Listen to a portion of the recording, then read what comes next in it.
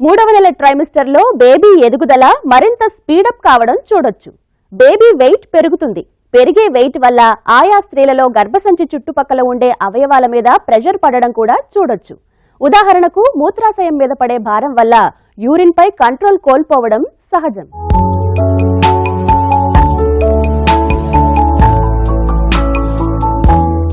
ప్రెగ్నెన్సీలో ఆపుకోలేక 10 సార్లు బాత్రూమ్ కి వెళ్లి రావడంతో పాటుగా ఇలాంటి సమస్య మరొకటి జత అవుతుంది.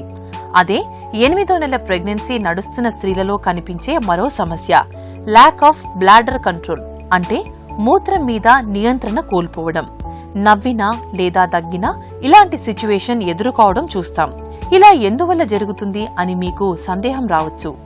ప్రెగ్నెన్సీలో యూరిన్ నాకు కంట్రోల్ లేకుండా పోతుంది డాక్టర్ గారు, నాకు చాలా ఇబ్బందిగా ఉందని వస్తారు. అసలు ప్రెగ్నెన్సీలో జరుగుతుందా? ఎస్, ఖచ్చితంగా జరుగుతుంది. ఒక 20% వాళ్ళలో బాత్రూమ్కి వెళ్ళేటంత దాకా కూడా ఆగకుండానో లేకపోతే దగ్గితే తుమ్మితేనో కాస్త మూత్రం కారి లీక్ అవుతూ ఉంటుంది. దీన్ని ఇన్కాంటినెన్స్ అంటారు. ప్రెగ్నెన్సీలోనే ఎందుకు జరుగుతుంది అంటే, మనం ఇందాక అనుకున్నట్టు ప్రెగ్నెన్సీలో కండరాలన్నీ వదిలైపోతాయి. వదిలైపోయినప్పుడు మూత్రసంచిని గట్టిగా మూసిపెట్టే కండరం కూడా వదిలైపోతుంది. దీని మూలంగా గట్టిగా పట్టి మూత్రాన్ని నిలపలేరన్నమాట. అందుకని లీక్ అవుతుంది.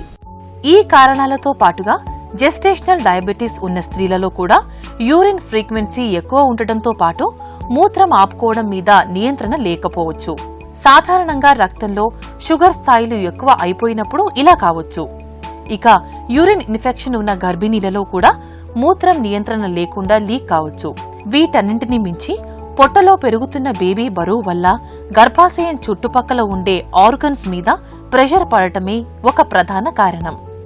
బేబీ తల మూత్రసంచి మీద, యూరినరీ బ్లాడర్ మీద బరువు పెట్టడము, బేబీ కాళ్లతో చేతులతో తన్నినప్పుడు మూత్రసంచిని గట్టిగా తన్నడము, ఇలాగైనప్పుడు యూరినరీ బ్లాడర్ స్టిమ్యులేట్ అయిపోయి గబుక్కును వదిలేస్తుంది. వదిలేసినప్పుడు యూరిన్ అంతా లీక్ అయిపోతుంది. బ్లాడర్ కంట్రోల్ కోల్పోవడం సమస్యని అధిగమించవచ్చా అంటే తప్పకుండా చేయవచ్చనే చెప్పాలి. ఇందుకు ఎలాంటి అంశాలను గుర్తుపెట్టుకోవాలి మీరే చూడండి. యూరిన్ మీద నియంత్రణ తగ్గిపోవడం ప్రెగ్నెన్సీలో ఒక సాధారణ సమస్య. దీనిని కొన్ని సింపుల్ రూల్స్ ని ఫాలో కావడం ద్వారా కొంతవరకు అధిగమించవచ్చు. మూత్ర విసర్జన చేసిన ప్రతిసారి పూర్తిగా చేయాలి.